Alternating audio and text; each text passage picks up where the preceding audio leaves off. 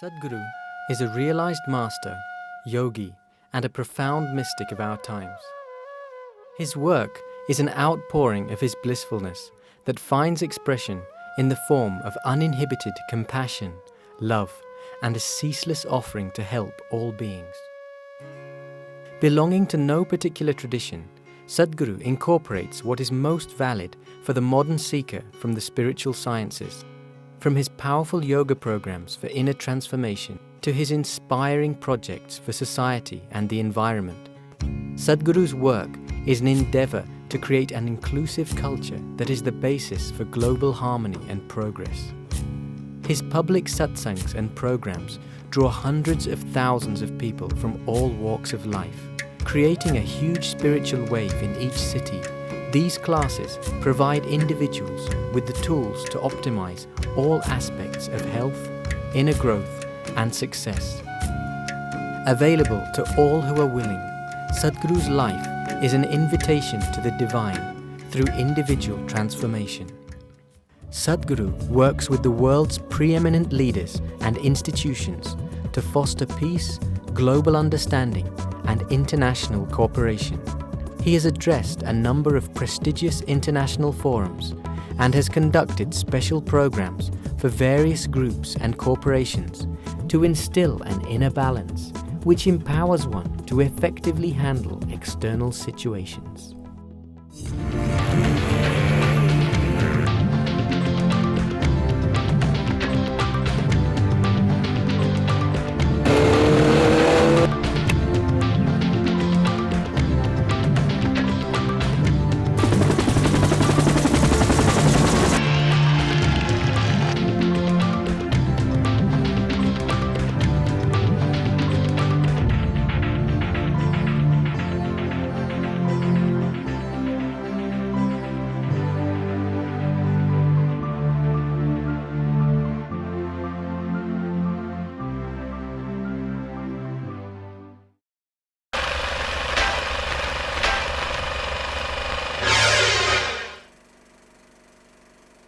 I think I've always wanted to be different. I am a typical struggling actor having made it. The most powerful thing that you can be is being yourself. Actor extraordinaire, social activist, philanthropist and Padma Shri awardee, Anupam Kher is a household name in the world of Indian cinema. Through his relentless pursuit of histrionic excellence, he has become the custodian of an imitable brand of acting and has inspired several fledglings over the years. Anupam Kher's role in Saransh led to a national award, and from that point on, he has gone from strength to strength. He has appeared in over 100 plays and almost 450 films. Starring in blockbusters like Lamhe, Dilwale Dulhaniya Le Jayenge, A Wednesday, Special 26 and many more, the versatile actor has donned characters of every color and immortalized the villain Dr. Dang in Karma.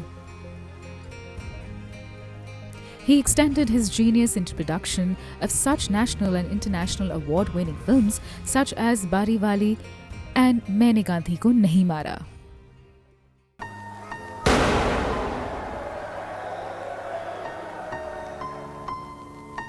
मैंने जानबूझकर गांधी जी को नहीं मारा। Anupam Kher also made notable forays into Hollywood, working with stellar names such as Ang Lee and Woody Allen. His most recent Hollywood sojourn was the multiple Academy Award-nominated Silver Linings Playbook. To be so happy. And Ganesha is the god of good beginnings, energy, lot of energy and calmness. Ganapati Bappa Moria. Say Ganapati Bappa Moria. Ganapati Bappa Moria. Fantastic. He also holds the distinction of winning no less than 8 Filmfare Awards in a row. He has held the post of chairman of the Censor Board and the National School of Drama. The veteran thespian attributes his success to an inexhaustible faith in optimism. When you talk about miseries, I think it's very important to talk about with a certain humor in it. I must be the first actor in the world who has done his autobiography on stage. At a particularly trying time in life, he dramatized his experiences through the autobiographical play Kuch Bhi Ho Sakta Hai.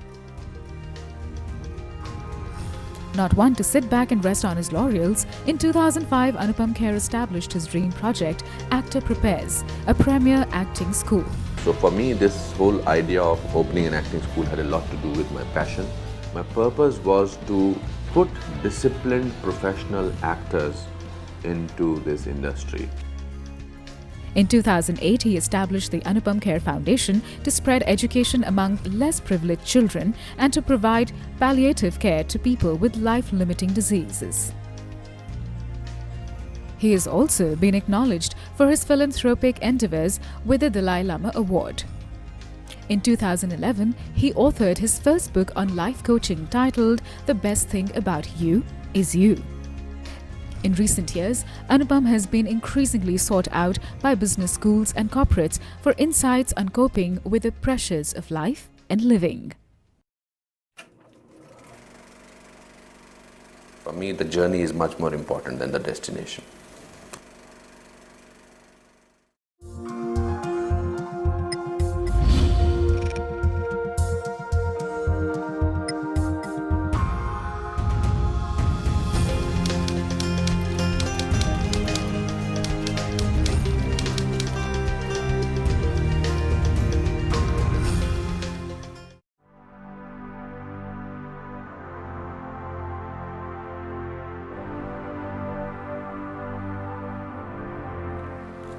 It's very rarely that an actor is called to have a conversation with a mystic guru.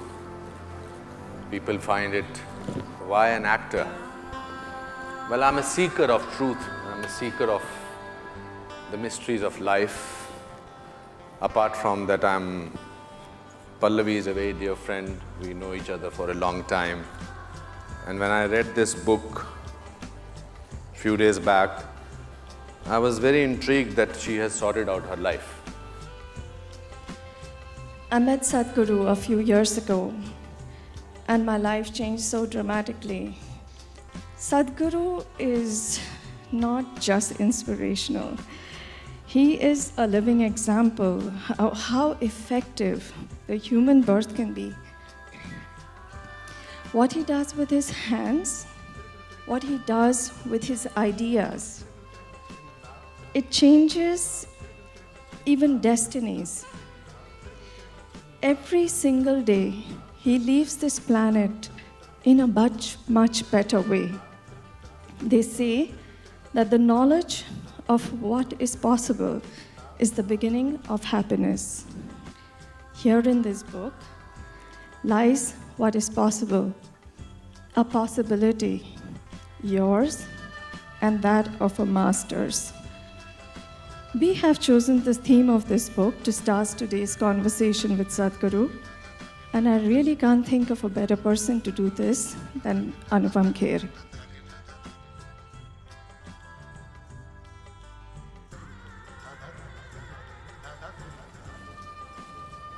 Good evening, namaskar. I must clarify beforehand that my questions do not need to necessarily make me out to be an intelligent man. I don't want to be intelligent or to be taken so seriously that that's Sadhguru's responsibility to answer them. My questions will have the curiosity of a child who wants to sort of know, maybe I'm representing all of you, but I don't mind making a fool of myself as long as I get some answers. You're in a very advantageous position. That is because there can be nothing wrong with a question. Only answers are a problem. Okay.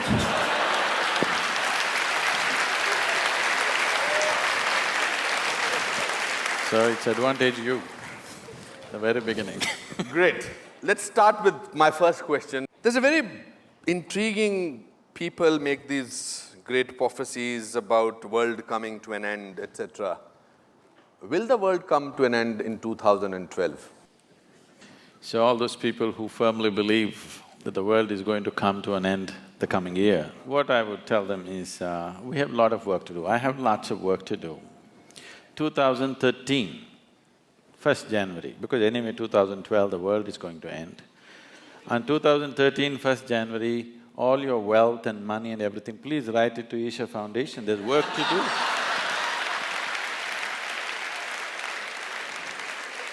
The world is anyway going to end, what are you going to do with your money? For them, this is just an entertainment. They don't believe enough to give away everything and get ready. They just want to play with it. All vain minds are always looking at prophecies. They're looking at predictions because they don't have a plan for their life. Those who are incapable of making plans always fall back on predictions and prophecies. Yeah, but I'll just request to give me 2% of that money that goes to your foundation. Do you believe that there is a God? Let's come to this. Before we handle God, let's handle belief first. Why do you believe something? One believes something because they are not sincere enough to admit that they do not know. There are only two ways to be. Either you know something or you do not know something. But whatever you do not know, when you bullshit yourself, it's called as belief. Instead of simply admitting, I do not know, you want to believe something. Somebody believes there is God, somebody believes there is no God. Both are in the same boat. They think they're different, but both of them are not straight enough to admit that they do not know. What is the problem in seeing what I do not know as I do not know? They have a problem because they do not understand the immensity of I do not know. I do not know is a tremendous possibility. Only if you see I do not know, the possibility of knowing arises within you. If you see I do not know, the longing to know will come. If the longing comes, seeking will come. If seeking comes, the possibility is alive in your life. Everything that you do not know, if you believe, you're destroying the very possibility of knowing. There are belief systems and belief systems and belief systems. But at the same time, the idea of God is universal. Why this has come is, it is perfectly all right for people to create a God. This is the thing about this culture. Here we have 33 million gods and goddesses. Because this is the only culture which understood God is our making. There's something called as Ishta Devata. You can create your own God today. If you can look at all the existing gods, if you don't like them, you can make your own God. A tree in your garden, a rock in your garden, your mother, your wife, anybody you want, or whatever you want. You like this vessel, you can make this your God. Nobody thinks anything weird about it in this country because we understand this is our making. After all, in every piece of creation, the hand of the Creator is there. Whatever you can relate to, you use that, it's perfectly fine. I don't want to argue on this. So, do you think all our epics, Mahabharata, Ramayana, Shankar, Ram, Sita, they are fake? No, they were historicity. Okay. There are buildings to prove that they were there. It's still in dispute. The dispute is on means they were definitely there, isn't it? Okay. No, I will still want to probe a little further on this topic. We have a major mandir, masjid issue, Ayodhya issue, etc. We are still fighting about that. So, why is all that fighting going on? If there is no God or if there is a I did not belief. say that. No, you said there is a belief, people needed somebody as a belief of God. All the fight in the world is not between good and evil as people project it to be. All the fight in the world is between one man's belief versus another man's belief. If you saw, I really do not know, you wouldn't fight with anybody. Because you believe one thing and somebody believes something else, you're invariably going to fight today or tomorrow. It's just a question if you can manage them for some time. Someday it'll spill out on the street. There was a time when people worked with the instrument of belief, when the human intellect was in a certain way.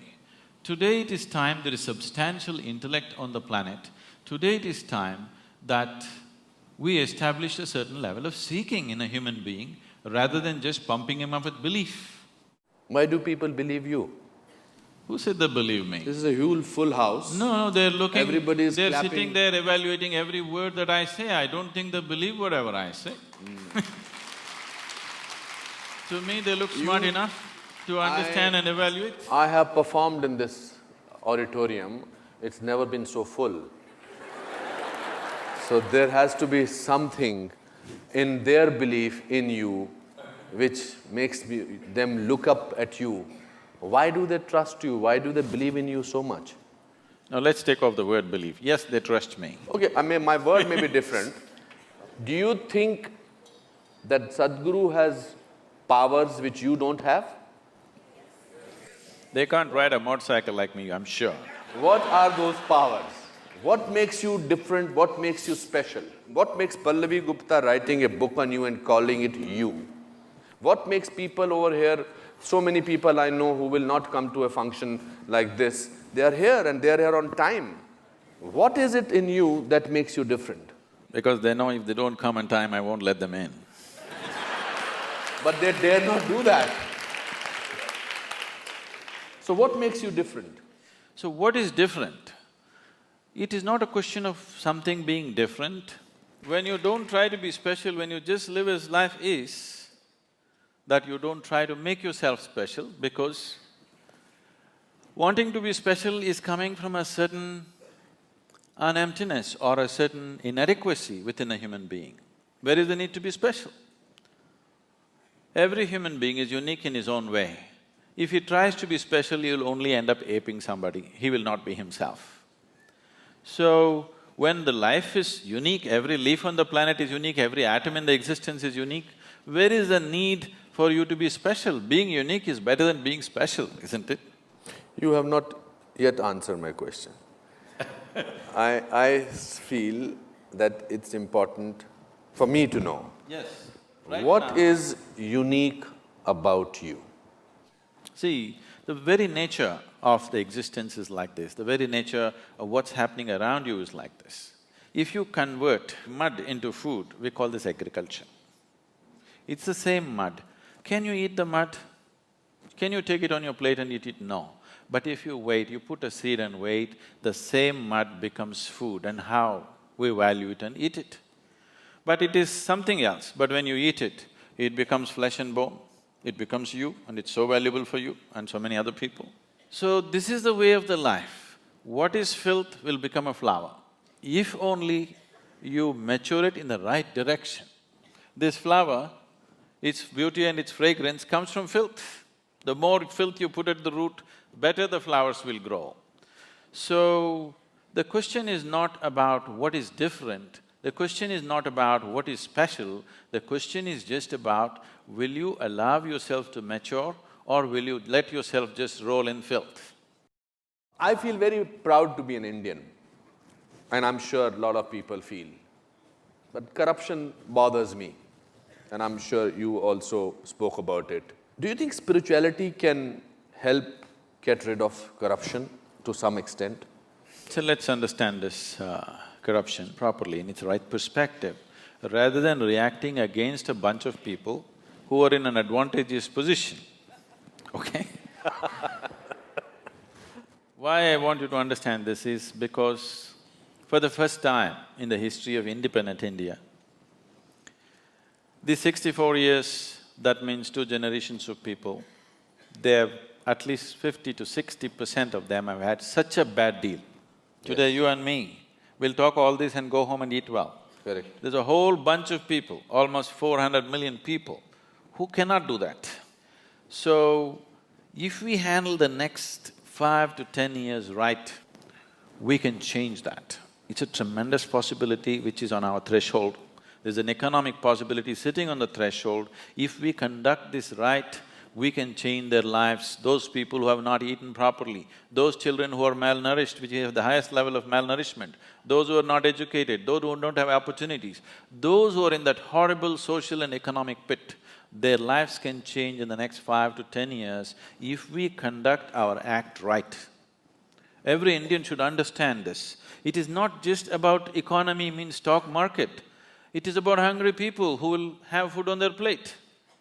Economy does not mean stock market, economy does not mean foreign cars coming into India, economy does not mean you wear better clothes or this and that.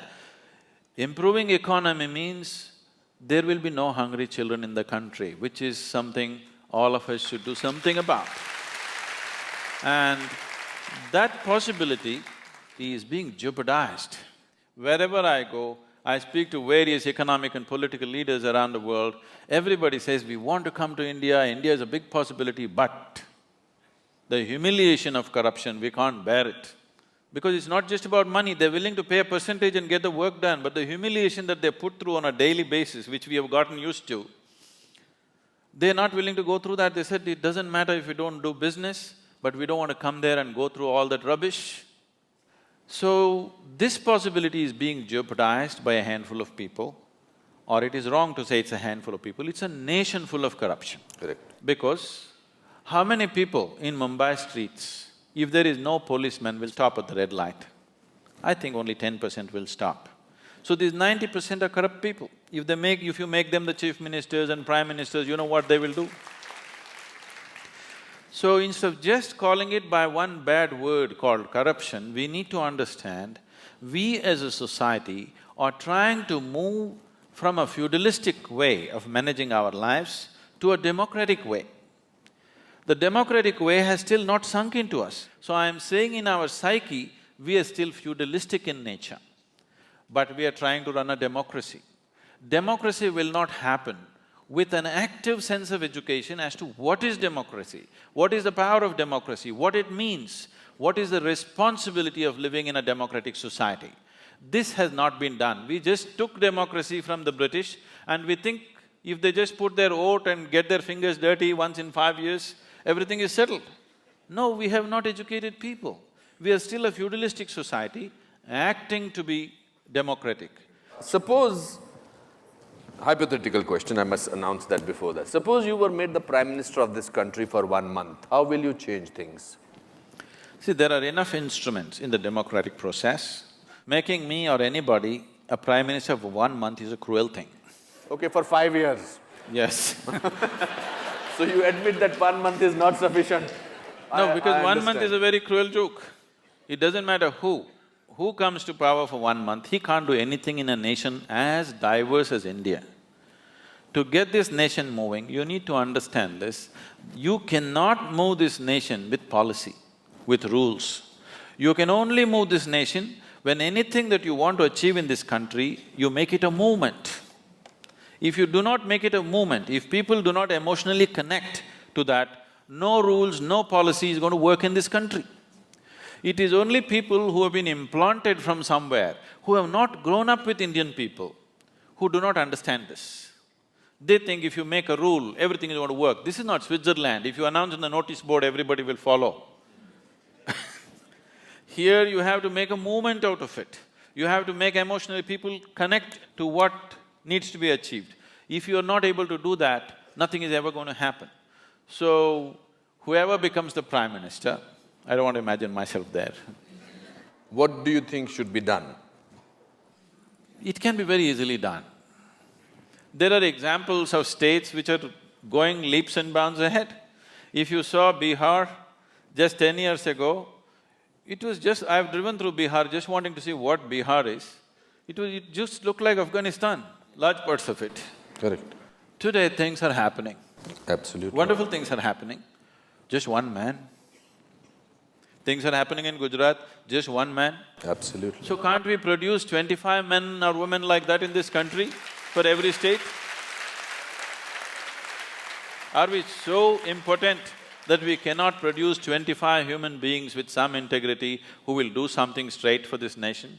And today you don't have to do much. India is sitting on a boom time. You just have to just manage a few things and let it happen, that's all.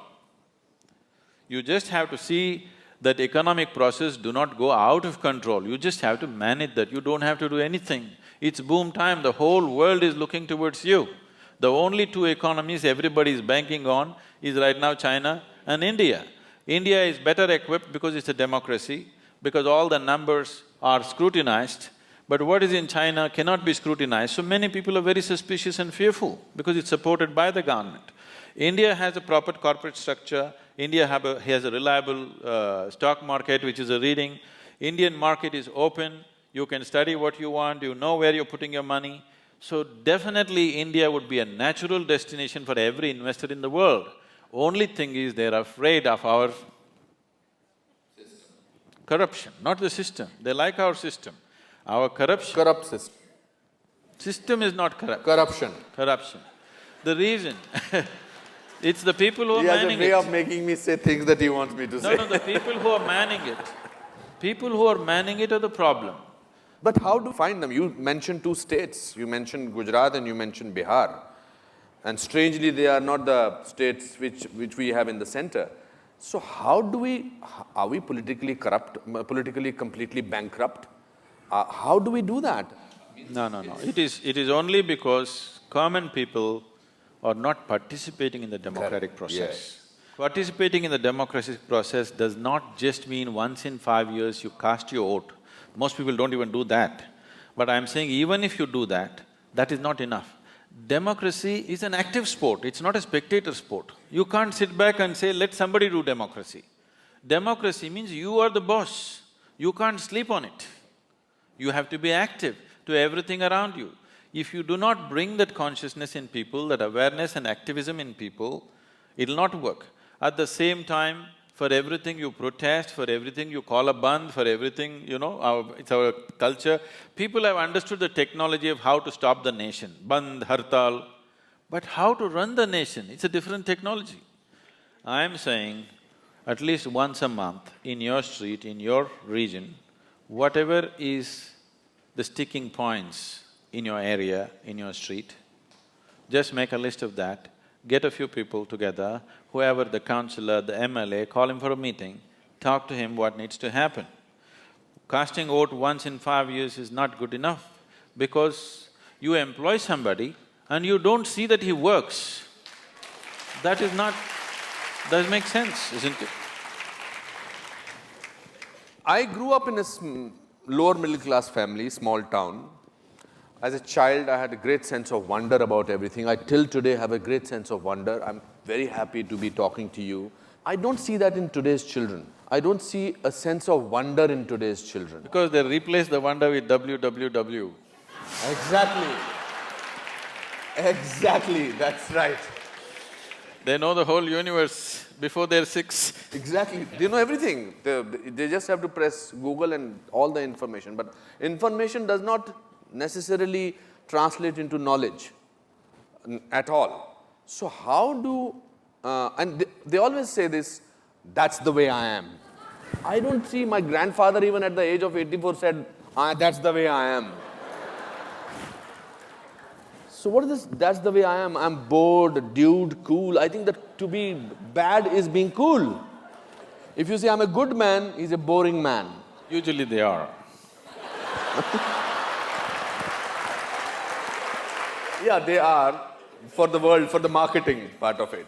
The breaking news after every 15 minutes for millions of channels is never about good things. It's only about disaster, rape, swindling of money. We are marketing fear.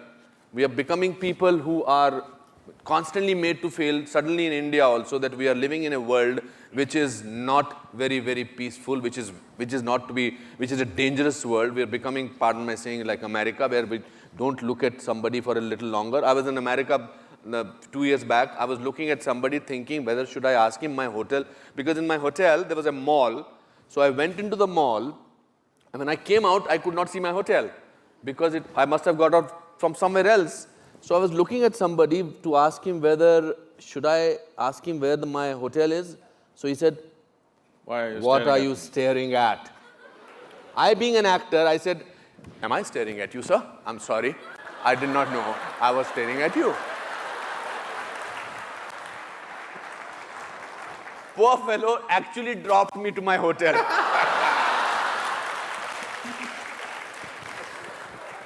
What my point is, how does one in today's time, in these times, retain a certain amount of innocence, a certain amount of sense of wonder? How does one do that? See, now there are two things you said, wonder and innocence. Wonder does not necessarily come from innocence. Okay. See, for example, when you were a child, you definitely looked up at the sky, isn't it? Absolutely. Did you ever count the stars? I used to do that in You Simla. tried. There was nothing to do. How far did you go? Oh, no, no, nothing. I could not go beyond 100 or 200. So I meticulously sat down on the terrace, counting, trying to make, segments of the sky and trying to count. I've gone up to 1700, and then you get mixed up. What was there is not there, what was not there has come, it gets all mixed up. But today, that itself was wonder. 1700 just blew my mind. Today scientists are telling you there are over 100 billion galaxies, not stars, 100 billion galaxies. So as you explore, as you know, the wonder will increase because you realize the nature of the existence, then wonder will just explode. So wonder is gone not because of lack of innocence or because of innocence, because what we call as knowledge, stupid conclusions about life. Today people are carrying their attention deficiency like a qualification. Anything in this existence will yield to you only if you pay substantial attention to it. But now people have become like this. They can't look at anything, everything is check. Now in this condition, there will be no wonder, only conclusions in your head. There is no perception, there is only, monologues going on in your head. There is no perception. If there is perception, all noise in your head will just stop. If you're looking at something absolutely beautiful and engaging, everything stops. Why people are enjoying your cinema is just this, you switch off the lights, they focus on the thing for those whatever few minutes or 90 minutes or whatever, their usual monologues are gone, something else is happening. It is the attention which is making the difference. It is not what's playing on the screen.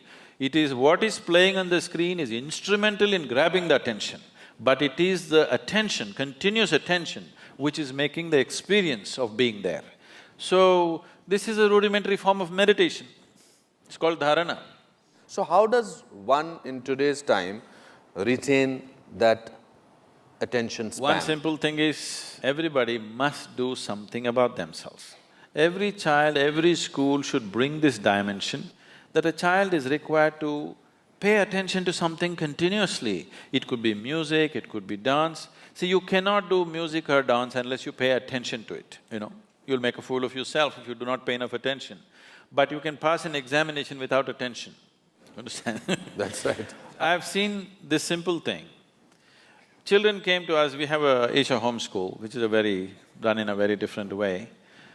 I one day went to the assembly, all these 6.5-year-old kids, they're all like this. I said, why are the kids like broken tops? Why are they shaking around like this? Then I just brought this thing, simply every day in the morning, Sari Gama Pada Nisa, 15 minutes, everybody must do. You go there after 2 months, they're all sitting like this. That's all it takes. You just take them into the jungle, make them walk for a night without torches, without cell phones, without anything, in a protected atmosphere, you will see within one night, there'll be a tremendous transformation in the sense of wonder in the child's life. But we are making them physically incapable of these things. Sitting just in front of the computer, they're becoming physically incapable. When physically it hurts, they will protest, they'll not do anything. So it's something that parents must take care of. Bringing up your child does not mean just sending him to school and getting marks and grades and nonsense. Your child in body and mind should grow up to full capabilities. That is when it will manifest in his life as success. Just marks will not manifest as success. For that, parents also have to be… Of course. Peaceful and restful. Do you get angry? You want me to right now? You can. It's not that I'm incapable of anger, I'm capable of everything. It is just that I have not given this privilege to anybody that they can make me angry, they can make me happy, they can make me unhappy, they can make me miserable. I have not given this privilege to anybody. If somebody need to be shouted at, boom, I'll go. So what makes you angry? It doesn't make me angry. If they need a shouting, I'll give it to them. See, there are different kinds of people in the world. There is somebody here, if I just look at them, they'll understand why they're being looked at. There's somebody else here, if you look at them, they'll just stare back at you. If you tell them gently, they will understand. There is somebody here, if you tell them gently, they won't get it, you have to shout at them. There's somebody else here, even if you shout, they won't get it, you have to knock them on the head and tell them. Different levels of sensitivity in the world.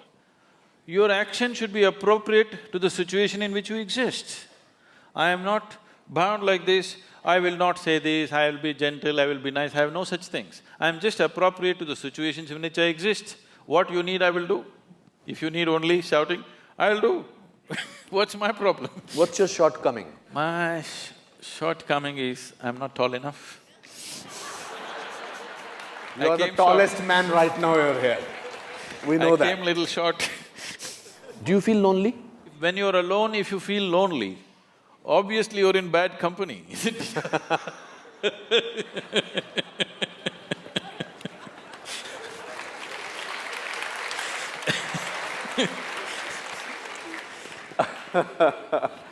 It's a great journey to be talking to you, I must say. If you have to describe, before we go to the questions to the audience, if you have to describe yourself in one word, what will that word be? Apart from mystic. Okay. Would you consider wildlife as 2 words or 1 word? For you, it's one word. 1 word. Life, uncultured, uncultivated, just wild and as it is. That's me. You're very warm also. Just life, nothing else. It's been very enriching talking to you. I must say that I feel rich. Okay, so questions from the audience? Yes, please. Kiranji wants to ask a question. Yes. I'm sure it's for him. Not for me. All the questions for Anupam still remain unanswered, even though I've asked them very often. So I won't attempt it again. But I want to say that I'm very privileged to finally see you in person. Your book, Mystic's Musings, which I read many years ago when I lost my brother, my younger brother, and it was a great tragedy in the family and something that I was finding very difficult to cope with. It gave me great amount of courage and made me feel much better. Also, it talked a lot about spirits, it talked a lot about life being a continuous process. In that, you write about when you and your wife, everybody was constructing the Dhyana Lingam. And you talk about how the thread of life or the grasp of life, something to that effect, became very fragile when she could not hold on to it and she passed away. What exactly did you mean by that?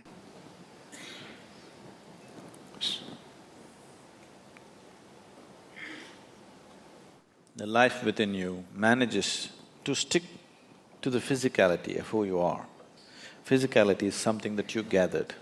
It is not you, it is material, it is just a piece of this planet. What you gathered from the planet, if it has to stick to the life that you are, you must be in a certain level of reverberance. If you drop an intensity below a certain point, you can't hold it. That is called as dying of old age. If you have seen anybody close up who are dying of old age, you will see his eyes become feeble, life becomes feeble. It's like the body is struggling to hold it, but it can't hold because it's become too feeble. If the reverberation goes below a certain level of intensity, it can't stick to the body, it will leave. So that is generally understood as leaving peacefully because without struggle it just passed on.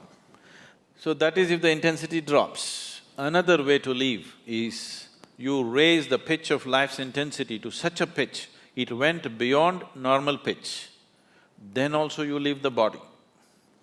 So spiritual sadhana is trying to get the pitch of your life to the highest point because only if the intensity of life is high, it's like the voltage is high, that's why the lights are bright.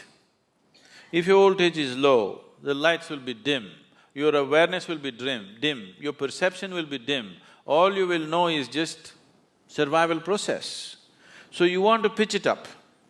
So when you pitch it up beyond a certain point, there is always a danger that you will slip out. So we will fix certain things. We will fix certain things. When a spiritual aspirant is progressing with a certain rapidity, we will fix the body in a certain way so that that cannot happen. Just yesterday, ashram satsang, when we were there, one lady asked, why women are asked to wear toe rings when they get married? Because marriage was supposed to be such a huge experience that they could leave the body. At the age of 8, they would marry them. They will never see each other till they're 14 or 15. But emotionally, psychologically, she is cultivated and cultivated to believe that her husband is like God. When she meets him, life will explode. That possibility in the child's mind has built up. When she is physically mature, she is brought into marriage. Because in this country, in this culture, there is no business, there is no marriage, there is no child, there is no family. Everything is just a tool towards your liberation and mukti. You get married because you want to use that as a tool to your liberation. You raise children because you want to use that as a tool to your liberation. You become a sannyasi because you want to use that. It does not matter what you do. Everything is towards your mukti or liberation.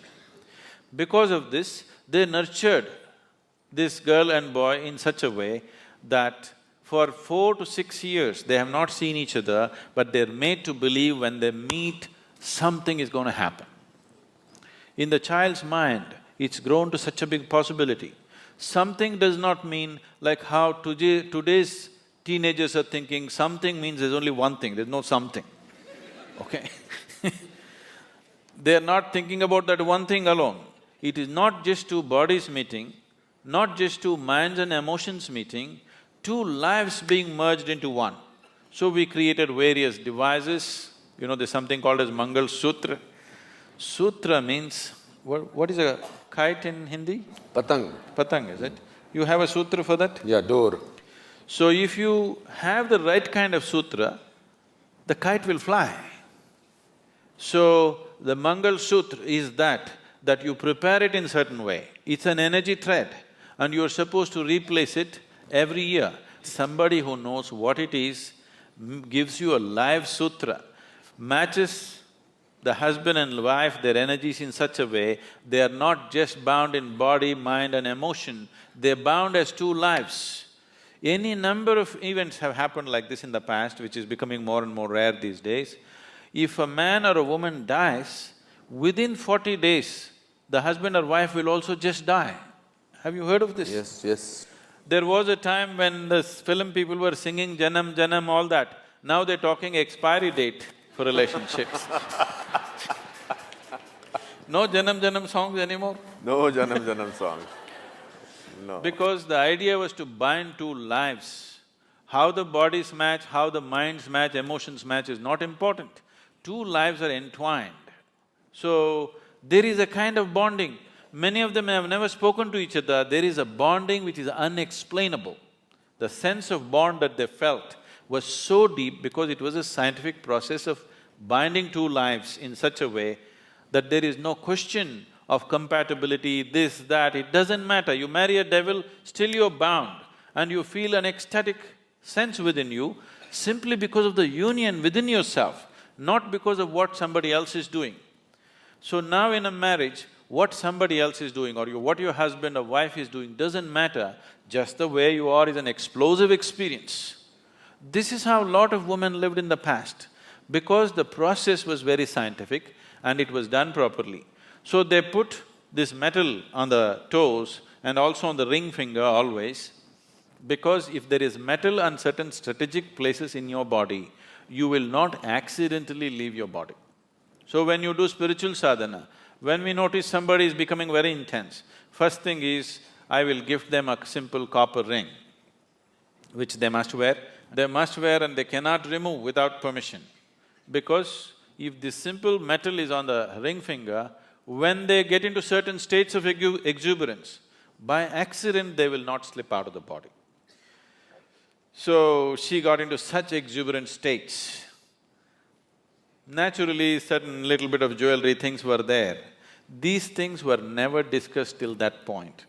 The many things I refuse to discuss because devices will work well only when people do not know how it works. So we just put it on people, we never explain. But when this situation happened, I had to explain what happened. She sat there on a full moon day evening with everybody. There were people around, and after 5 minutes, it is in the shrine, she got up and went. My eyes are closed, I knew she got up. I got little irritated, because nobody ever gets up once they sit down. Till we say it is time, nobody ever gets up. And of all the people, my wife getting up and going, little irritation in me. Why is she getting up of all the people? Then I ignored it and I sat down. After 5 minutes, she came and sat down. In another 7, 8 minutes, she just went like that. When I looked, she was gone, with a big smile on her face. Then I looked, she has removed her nose ring, she's removed her bangles, she removed her toe rings. See, she did not know intellectually, but at that moment she felt this is what is stopping her. And she pulled out all those things, kept next to the wash basin and came back. And she sat down within 7, 8 minutes. But this is not something that happened accidentally. She announced this almost 9 months ahead of time. She had prepared my girl, who was only 7 years at that time, that she's going to leave in this month, but it happened 1 month early for various reasons, so that's a different aspect. But this is not new in this country. Any number of yogis just sit down, announce to everybody and leave their body. She was not somebody who was steeped in spiritual sadhana. She's just a very alive, she's either up or down, you know. She's either absolutely exuberant or down. She doesn't know the in-between. She's not somebody whom you would consider a yogi or established in sadhana, nothing like that. She's a very exuberant person, and that's all it takes. That you're alive, that's all it takes. It's not that you know this or that, you're just 100% alive. That's the only qualification you need. And she started working towards it, she announced it 9 months ahead, we tried to sabotage it in so many ways to slow it down, but it went the way it went. Yes, please. At the Isha Yoga Center in Coimbatore, near the Samadhi of your wife, is a photograph which sent shivers down my spine. The feelings are of sheer ecstasy in my interpretation. How does one achieve that level of ecstasy in life?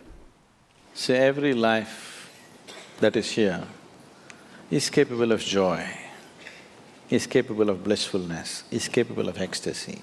The only problem is they're not able to sustain it. The problem is of sustainability. Everybody knows moments of all this. But to be there, you have not built the necessary foundations. See, if there is a wall, you can jump up and have a peep. Or you can go on a trampoline and have a little longer peep, but you'll come down. But if you build a ladder, which is not so romantic as jumping, but if you climb up, you're across the wall. Instead of calling it by different names like blissfulness, ecstasy, this, that, pleasantness, highest level of pleasantness, this is what every human being wants. If your body is pleasant, we say it is health. If it becomes very pleasant, we say it's pleasure. If your mind is pleasant, we say this is peace. If it becomes very pleasant, we say this is joy. If your emotions are pleasant, we say this is love. If it becomes very pleasant, we say it's compassion. If your very life energies are pleasant, we say this is bliss. If it is very pleasant, we say this is ecstasy. If your surroundings have become pleasant, we say you're a success. This is all every human being is seeking, isn't it? Nothing more. You want your insides pleasant, you want your outsides pleasant. This is all a human being is seeking. Outside pleasantness, you need people's cooperation. Yes? It is a craft.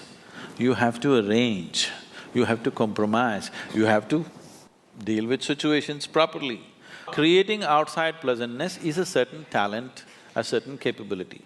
Not everybody is able to do the same thing on the outside. But when it comes to interiority, all of us are equally capable. Nobody has come better endowed than the other. Every human being is capable of the same thing in the inward dimension. So, somebody is sitting in a state of ecstasy, how to get there? Is it possible for me? Don't even ask the question, is it possible? If it is possible for me, it is for sure possible for you. But what I do on the outside, is it possible for you? Maybe, may not be. But what I do on the inside, is it possible for me? Definitely, definitely possible. Inner experience, nobody can be denied. External capabilities are different. So, what needs to be done? Whatever you've been through, the inner engineering is the fundamental. If you get this one thing right, you will naturally grow into that. The problem is, every day you keep undoing it. You understand? So every day in the morning you do this, now we are giving the Isha Kriya CD also all over Mumbai. But every day in the morning you give yourself a 3-minute crash course in inner engineering. You will see, in 3 months' time, you will be feeling very pleasant. In 6 months' time, if you simply look at a tree, you will burst into ecstasy. If you look at a cloud, you will burst into ecstasy. If you close your eyes, you will get there. No matter what, you just need an excuse, you will become like that, for sure. Because these are the fundamentals. That's why I'm saying it's engineering, because if you want to engineer something, you have to do it right, otherwise it'll not work. You can't somehow… See, you want to build this building, you can't somehow place something and hope it will stand. It will not stand. You have to place it in a certain way, then only the building stands up, isn't it? Similarly, you have to hold yourself in a certain way, then only this experience holds up. Otherwise, moments up and then down. Also, I feel, with your permission, I think if you depend on others to make you happy, I think there's a possibility you may not be happy. If you decide that you need to decide to be happy, then there is a possibility… Why are you underestimating her husband? Okay.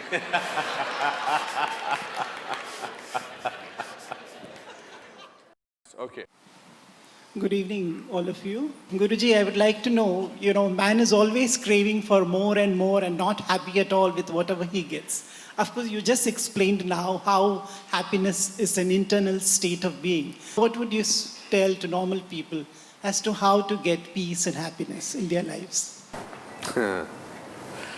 आसान question पूछा आपने, The problem is not that human beings are craving for more, they are craving too little. Right now, instead of… when human consciousness is able to grasp the whole cosmos, instead of craving for that, they're craving for an apartment in Mumbai. Just stupid. So their suffering is not because they're craving for more, they're craving for too little. They conjuice even in their craving. That is their problem. Please crave for everything, you will be wonderful. There'll be no misery. You're craving for little things, that's your problem. When such a big possibility is there, going for this is it's criminal, I would say. So it is because of this crime they're suffering, they're being punished for this crime, not for craving too much, they're not craving enough. When creation and creator is possible, they just want this little piece of property, that's all they're thinking of, they can't think beyond that, so they suffer. For limiting themselves, not because of craving for too much. Can I do a chant? Yes, please.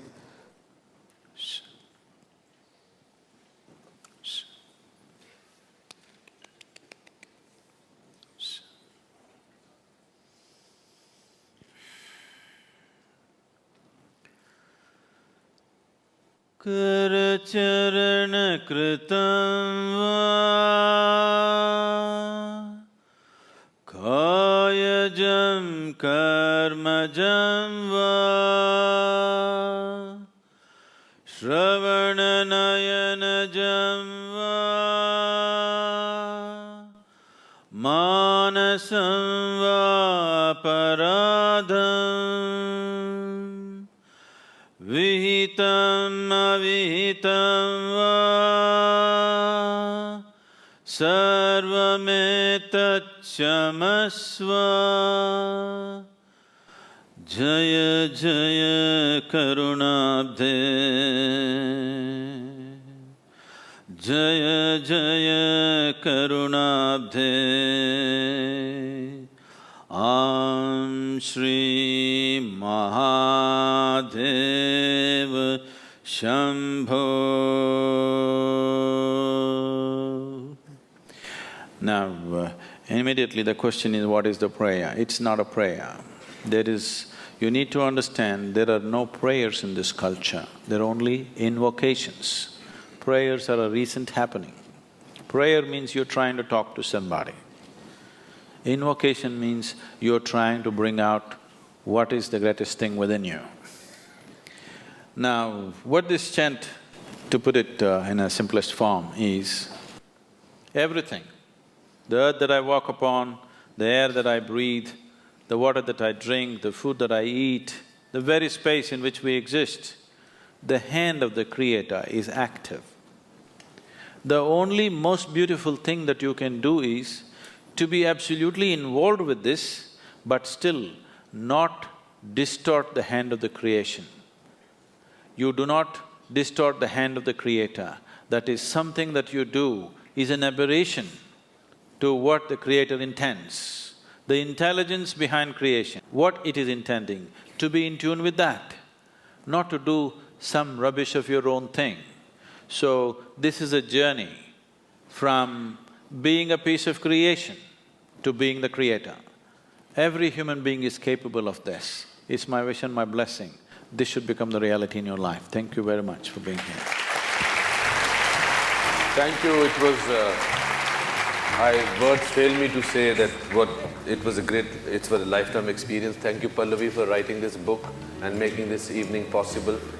Thank you, Sadhguru. Thank you, Isha Foundation, and thanks a lot for everything. Thank you so much. Thank you, Anupam ji, on behalf of all of us for engaging Sadhguru in this very rich and insightful conversation.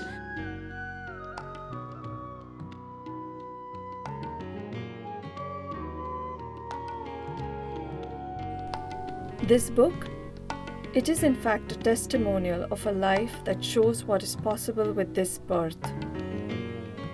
All aspirations have their root in a possibility, and Sadhguru, in his turn, very easily offers his life to become a possibility in ours.